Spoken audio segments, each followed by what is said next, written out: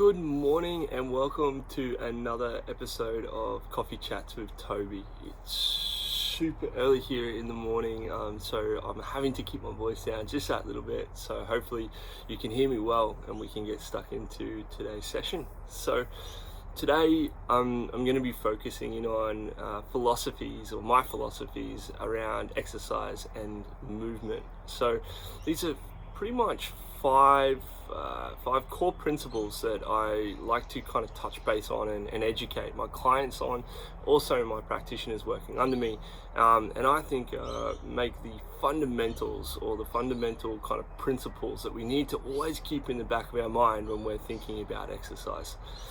So without further ado, I'm going to get stuck into it and try and wrap this video up a little quicker than my usual rants. So the first thing I think, or first quote that we need to always kind of think about and consider, especially when looking up exercises to want to partake in, is that exercise is a very simple thing. It is literally just a movement made difficult.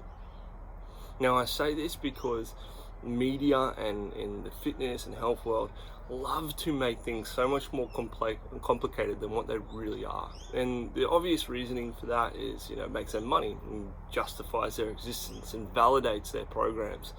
But the honest truth is that that's all exercise is. It's just a movement that we perform, that we put resistance on it or make it difficult by doing a faster rep or a faster set or a faster run or a longer distance. But essentially it's just taking a movement and making it challenging. And the reason why we do that, so the purpose of an exercise is to challenge the body to look for an adaptation. So they're my first 2 points. So the first point, or the first thing we need to understand, is that a movement or exercise is just a movement made difficult. And the reason we make it difficult is because we need to give our body a stimulus to want to change, adapt, and get progressively better. So if we're lifting a weight in a given movement, and it's difficult for our body to achieve that movement for the given reps and sets that we're trying to perform, naturally, if we do it a few times, and this is why consistency becomes such an important aspect, our body is going to want to get stronger and better at performing that movement or against that resistance, and hence we'll put on muscle and gain strength. So very simple concept, and obviously there's a lot more to it, but that concept stays true throughout. And I think it's very important to remind ourselves in that, especially when we're looking at all these complicated acrobatic type movements that the fitness world love to get us involved in. So sure enough, get involved with that stuff if you enjoy it, but just remember that even a simple movement that you can make difficult, that gives you the stimulus to provide resistance or trouble to your body to make it want to adapt, is essentially going to get you the result that you're looking for. The third thing I think that is really important to kind of mention, and this comes down to the thing that we love to harp on a lot about, and that is we got to make sure our technique is right. And I'm a massive believer of this, don't get me wrong.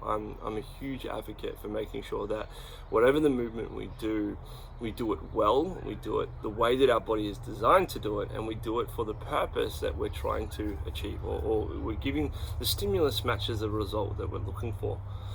But I think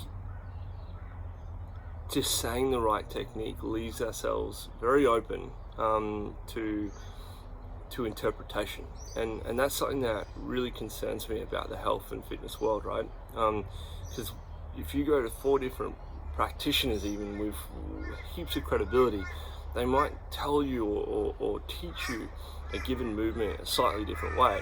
And that's not to say one is right and one is wrong, but one might work for you and one might not. And I think that's really important to note. Everybody's body is different. It's designed to try and be somewhat similar, and obviously all our bodies are designed for the same purpose.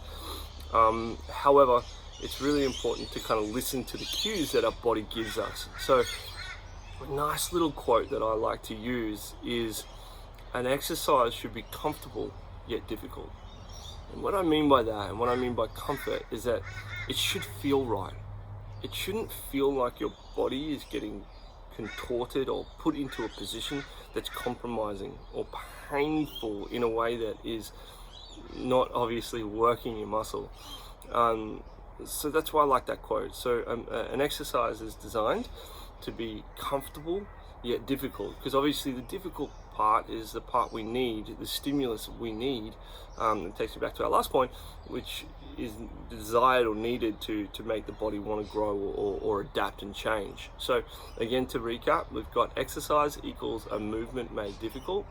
The reason it's difficult is because of the purpose, and the purpose of that is to have a stimulus to want to make the body adapt and get better or stronger. And then the last point I made is that an exercise should be comfortable but difficult. All right, that brings me to my fourth point, which to me is probably the one that I'm going to lose you on. So it's probably the most complex, but I think it's really important to kind of really delve deep into this area. And basically what I implore everyone to do, whether you're a fitness professional, health professional, or a client, or even someone who just wants to gain their own knowledge to try and better their own training, the approach I like to take, and I get all my trainers and all my exercise physiologists to kind of take, is the inside out approach. So what I mean by that is, for us to really be able to get the most out of our body and understand that the way the body is meant to perform, and then be able to add a resistance or a stimulus to that to get the benefit of growth, which is essentially what we're trying to do when exercising, we need to really understand the inside, the biomechanics, the different systems at play within our internal body before we go out and work on the outside. So essentially what I mean by that is, I think it's incredibly important for someone who is prescribing or creating a program, but whether that be yourself or your trainer, to understand the biology of your body. So where are your muscles, where are your bones, how does your muscles attach to your bones through your tendons, where are the ligaments, how are the ligaments keeping stability over those joints, how do the joints relate to one another, what kind of cycle are you in terms of your hormones, like all these kind of things, your neurological system, is it impaired, is it not, what's your posture like, how are all these things kind of interplaying with one another, to kind of hold your body or work with your body. Now that sounds really complicated, and it can be. Obviously you need to have a great grasp of that if you're going to be a practitioner, but we can get a lot more simple than that, and that's where, if you're a healthy person, the best thing to do is to look at the muscles that you're trying to work. So if I'm trying to get a stronger bicep, I would look at the bicep, I'd look at that muscle, and I'd work out that it's bi, meaning two, there's two muscles, two heads involved. So there's a long and short head of the bicep, and that attaches where on my shoulder, on one on the humerus and one on the other side of the shoulder joint. And how does that work? What movement does that bicep create within my body? So what mechanical movement does it create? And then I'm going to know how and what that does to my body. And then once I know what it does to my body, I can then apply appropriately a resistance to that to create growth. So again, I just want to reiterate that this is super complex, but we basically want to work from the inside out, not go, I've got a bicep curl or an exercise. Okay, what muscle does that work? Okay, is that what I want to do? We don't want to work with that notion, we want to work the other notion. So we go from the inside, we go, what muscle do we want to get stronger? How do we exercise strength? How do we improve muscle size? They're going to be future chats with Toby that we'll kind of talk about this kind of thing. And once we understand the muscle, we want to then look at the angles and forces, which is my very last point, and then what exercise creates those angles and forces to resist the movement that muscle is designed to create. I hope I haven't lost you there. I'm going to recap one more time. So exercise equals a movement made difficult. The purpose of it being difficult is to create a stimulus that makes the body want to grow. We make sure that our exercises are comfortable yet difficult, meaning that we are staying within the confines of our biomechanical design, so technique, and we work from an inside out approach.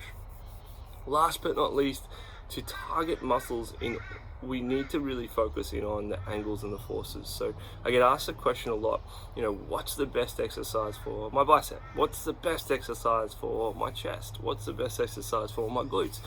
And the simple answer to that is there isn't one.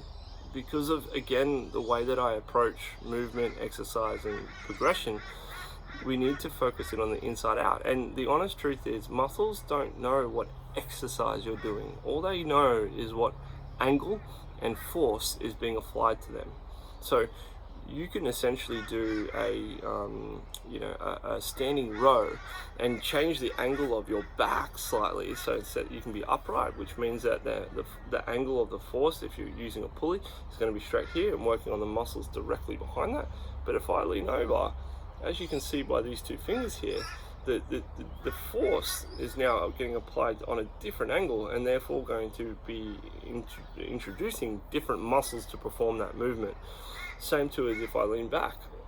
The angle of the cable doesn't change, but the angle of my body does, and hence the different muscles that I am using. Now, that may sound very, very complicated, and it's a lot easier to kind of demonstrate. But let's have a go. So basically, it's going to be tough to do, but if I'm doing a bent over row here and in this position and I'm pulling up, you can basically draw a line to the ground, and I'm going to be targeting kind of these areas here because I'm so bent over. Now if I stand up a little bit or change the angle of my body and still do that row, you can probably see already that it's going to come up more into the cop part or upper traps and shoulder more, right? Because that angle is now pulling up, and I'm recruiting different muscles to perform that same exercise, which is a row, bent over row, or supported row, whatever you want to call it. But the exercise name, to me, doesn't matter. It's about the angles and forces. So I hope that's helped you a little bit. I'll recap one last time. So what we've gone through today is we've gone through the philosophies, or my philosophies, on exercise, and the key fundamental things to always keep in the back of your mind to ensure that you're getting the most out of your performance or your sessions. And an exercise is a movement made difficult. The purpose of it being difficult is to create a stimulus to make or create or make your body want to grow. An exercise should be comfortable yet difficult, meaning the difficult part is getting the stimulus growth, but the comfortable part means that your technique is likely to be right, following your biomechanics of your body.